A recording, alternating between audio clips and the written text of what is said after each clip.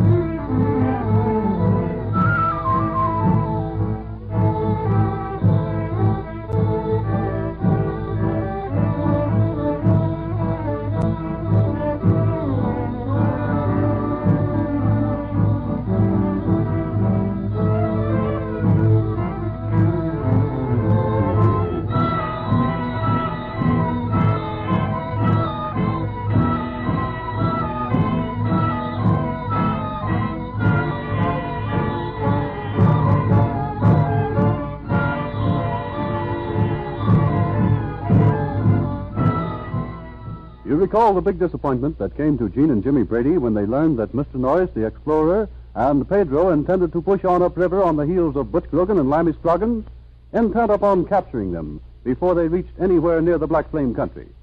The disappointment was that Jimmy and Gene were to be left behind at the trading post, and the Brady youngsters just can't see why this should be. Their father is a prisoner somewhere up country, and Jimmy and Gene are here to rescue him. Anyway, they take Quito, the Indian boy, into their confidence, and plans are being made that the three of them will follow Mr. Noice soon after he pushes off. And right now, we find Mr. Noice and the white trader Morton in the living room at the post station. They are talking things over. You know, Morton, youngsters of the present day continue to be more or less of a puzzle to me. Oh, and to me also, Noice, and especially the Bradys. Two exceptionally alert youngsters. Yes, exceptional is the word. By George, just think. They've come all the way up here into the heart of the jungle.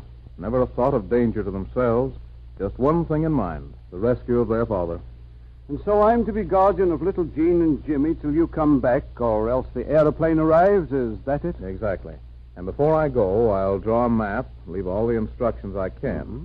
You hand them to Donovan and have him hurry upriver and pick me up.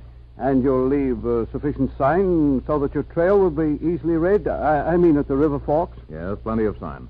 I only hope you can keep those two young daredevils contented here. Somehow or other, I'm just a little suspicious. Suspicious of what? I don't exactly know. But things are altogether too quiet to suit me. I mean, Jimmy and Gene are. Too quiet? I don't understand. Well, I suppose not. And if you had lived with these two for the last few weeks as I have, and listened to their plans, oh, yes, and they can do lots of planning. I think I begin to see what you mean. That they are taking this decision of yours too quietly. Yes, exactly. Yes, I had rather expected that they'd both kick up quite a fuss. After all, it's their party. I'm only a sort of a volunteer, as it were. It's their father, you know. But you aren't having suspicions that they intend trying something on their own? No, I wouldn't be a bit surprised. No, Morton, not a bit surprised. Oh, but, well, there have been so many things to capture their attention since coming ashore here. And, of course, their new pal, Quito. Yes, that's just it. Quito is my biggest worry right now. Before this, I had but two to contend with. Now Quito makes three. 3 youngsters, Morton. That's much worse than just 2. And you think the Bradys perhaps have taken Quito into their confidence, seeking his advice or assistance? Yes, I'm almost sure of it. I've had my eye on them for quite some time. 3 of them have had their heads together in a huddle, so to speak. And when youngsters of their age get in huddles, well, you know what to expect. Oh, yes. By Jove, I'd give almost anything to know what they're up to. I really would, you know. Yeah, so would I. It would relieve me greatly just to know what's what. Well, but leave it to me. You know, I've already invited them to go with me across to the South Bank tomorrow, we're going to pick up an anaconda. I have an order for some big snakes. Mm-hmm. And Quito is going along, too? Oh, certainly. I couldn't get along without that young fellow. Now, there's a real big game hunter, Noice. One of the best in the business. Just a boy, but all boy. Listen, Morton. Suppose we have a talk with Quito. We might learn plenty to our advantage, huh? By Jove, come to think of it, I haven't seen Quito around for several hours. Yeah, neither have I. But I do know that both Jimmy and Jean have been down at the landing for the same several hours. Mm-hmm. They seem to be waiting for someone coming down the river. Oh, Quito, eh? I imagine so, yes. Then you actually think that the youngsters will pull out of here shortly after you do, or follow you, as it were? I think so, yes. That's what I mean by being altogether too quiet. They haven't argued with me nor coaxed either. They're good at both, you understand. Yes. Wait. Yeah. Just a second. I think I heard... Yes, it must be. Just a moment, Noice. Will you bring him in here? Quito. Quito. Si, Senor Morton. Will you come in here? Si, Senor. You wish I'd do something for you? Yes, Quito. But come in. Mr. Noice, this is Quito, the one and only hereditary chief of his tribe, and only 16 years old. This is Mr. Noice, Quito. Hello, Quito. How are you? I am well, sir. Thank you.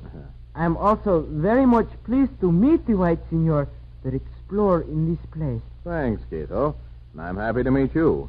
But tell me now, how do you like your two new playmates, eh?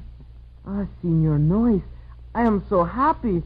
I have never no time before speak with the senors and senoritas of my own age. It is nice, see, senor. You like them, eh? See, very much. And they are not so much afraid of anything. The senorita, she tried catch one monkey with a net. It was so funny. I forgot to mention, Quito has appointed himself chief wild animal catching instructor to Jimmy and Jean. So you've been out catching monkeys already. Any luck, Quito? Oh, Senor Noice, the senorita, she have the luck, but it was not good luck. It was the not good luck. Well, I suppose you thought she could throw that net just as well as you could, eh? Oh, senor, she throw those nets good, but she not catch the little monkey. Oh, no, she catch the senor Jim instead. Oh, nice. It must have been good. I didn't actually see it, but I did hear the howling and the yelling. Miss Jean threw the net at a monkey, and it landed nicely, I understand. But unfortunately, Mr. Jimmy got in the way. And both Jimmy and the monkey were under the net at the same time. By George, that must have been funny. But what happened, Quito? Both the Senor Jim and the little monkey, they get mixed up in the net. But the Senor Jim, he gets the more mixed up. The monkey escaped. See, Senor Noice. Miss Jean, of course, had all the best of it, eh? See, Senor Noice. The Senor Jim, he say his sister, she is to blame for throwing the net in the not right place. And Jimmy thinks otherwise. See, Senor Noice. The senorita, she say the Senor Jim had no good business falling in the net. And we laughed so very much. Oh, very good, Quito. But now, Mr. Noice and I would like to know something. Si, Senor Morton. Look now, Quito. Just what are the plans you three have made today? You've done a lot of whispering, I noticed that. Si, Senor Morton. We whisper also very much. For we speak of those things which must be whispered. Must be a whisper, eh? So that I don't hear? Huh? No, senor. The Indian of my people, they must not hear.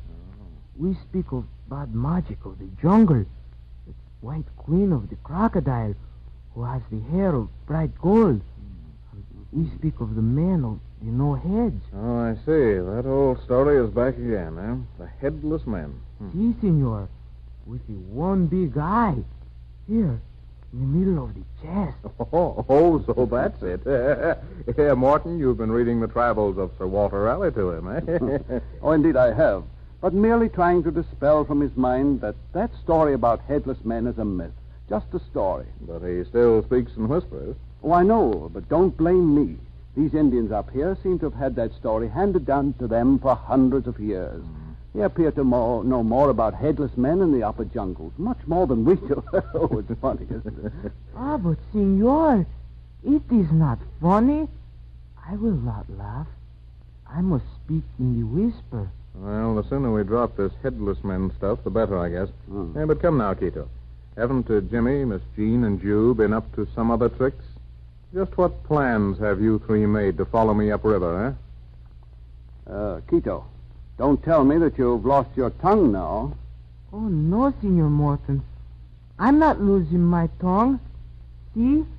I have him here with me. All right, Quito. But come now. Just what about you three? You're intending to follow Mr. Noice and Pedro when they push off in the morning, aren't you? Senor Morton, I am very sorry, but my tongue, it doesn't want to speak. Oh, yes. Your tongue won't speak, eh? No, Senor Morton. It does not wish to speak. Well, Morton, that seems to be that, eh? All right, Quito. And thanks for coming in.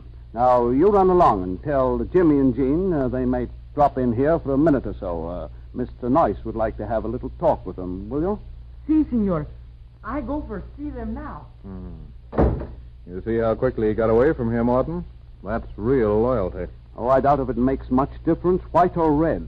There is always the loyalty of youth. He wouldn't have told on his little fight friends if you had threatened to cut out his tongue. Yes, I know it. I know something else. I could think of no finer friend for the Bradys. Quito suits me nicely. He could talk a blue streak until he was asked a question that implicated his newfound friends, and then... Yes, and then his tongue refused to speak, he said. Oh, that's the kind of tongue to have, Noice. One that refuses to speak when speaking would hurt a friend. It's delightful, isn't it? Priceless, Morton. But anyway, it looks like our fears were well grounded. You know something? I'll bet they are going to borrow one of your post dugouts, stock it for the river, and the three of them will be following in my wake by this time tomorrow. Oh, I wouldn't put it past them. You just can't hold youngsters down nowadays. They, each and every one of them, have minds of their own. Yeah, but don't think for a second they're disobedient. No, it's just the opposite. And notice something else. What? Neither Jimmy nor Jean ever promised they would stay behind at the post. No promise. If they had, they wouldn't break it, you see. Well, what's to be done now? Have you any thought in mind? Yes, I have. We'll let them stalk the battle on, but we'll fix it so the big dugout just won't pull out, you see. Oh, good idea. We better start arranging things now, then. Yes, and I'd like to see their faces when they step aboard and try pushing off. It ought to be rather funny.